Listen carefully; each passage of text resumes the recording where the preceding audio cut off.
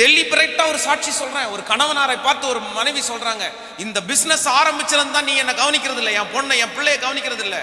நான் சொல்றேன், இந்த பிசினஸ் உனக்கு கீழே விழும், இந்த பிசினஸ் நாசமா போகும்னு சொன்னாங்க. இந்த பிசினஸ் நாசமா போகும். உனக்கு பணம் வந்ததுக்கு அப்புறம் நீ ஆடுறியா? பணம் வந்ததுக்கு அப்புறம் நீ என்ன கவனிக்க மாட்டியா? அவர் சாப்பாடுல அவர் கொடுத்த சாப்பாடை வாங்கி சாப்பிடுறாங்க, அவர் பணத்துல வீட்டு வாடகை கட்டுறாங்க, அவர் பணத்துல ஈபி பில் கட்டுறாங்க, அவர் பணத்துல தாங்க சாரி கட்டுறாங்க, அவர் பணத்துல தாங்க வருமானத்துல தாங்க நெக்லஸ் போடுறாங்க. அவர் மிகப்பெரிய கோடீஸ்வரராய் மிகப்பெரிய பிசினஸ் பண்ணார். அவரை பார்த்து சவால் விட்டு சொல்றாங்க, ஏதோ அவர் அன்பு கொடுத்துல அவருக்கு பிசினஸ் அதிகமானதுல வீட்டை நேசிக்க முடியாதனால என்ன பணத்திமிரல ஆறியா? உன் பிசினஸ் விழும் பாரு, எண்ணி ஒரு வருஷத்துக்குள்ள விழும் பாரு. சொன்ன மாதிரியே அட்டி மட்டத்துக்கு லெவலுக்கு வந்துட்டாரு. என்ன ஆச்சு தெரியுமா? கடைசியில அவருக்கு பைத்தியம் ஆயிடுச்சுங்க, பைத்தியம் ஆயிடுச்சு.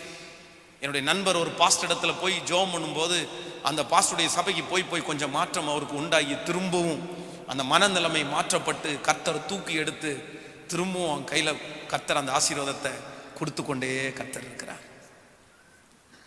என்ன நினைக்கிறீங்க? விளையாட்டு நினைக்கிறீங்களா? போய் இந்த போற போக்குல வண்டியில விழுந்து நீ சாகுன்னு சொன்ன எத்தனையோ பேர் ஆக்சிடென்ட்ல மாட்டிருக்காங்க தெரியுமா? எத்தனையோ பேர் சாட்சி இருக்குது, போய் விசாரித்து பாருங்கள்.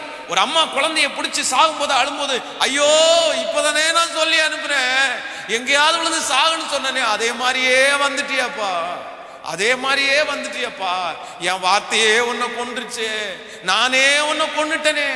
எத்தனை அப்பா மாரு, நானே உன்னை கொன்னுட்டனே, நானே உன்னை நாசம் பண்ணிட்டனே அப்பா. இப்ப பேசி என்னங்க பிரயோஜனம்? காலம் கெட்டு போனதுக்கு அப்புறம் பேசி என்ன பிரயோஜனம்? அதனாலதான் ஆண்டவர் சொல்றார், மரணமும் ஜீவனும் நாவின் அதிகாரத்தில் இருக்கிறது.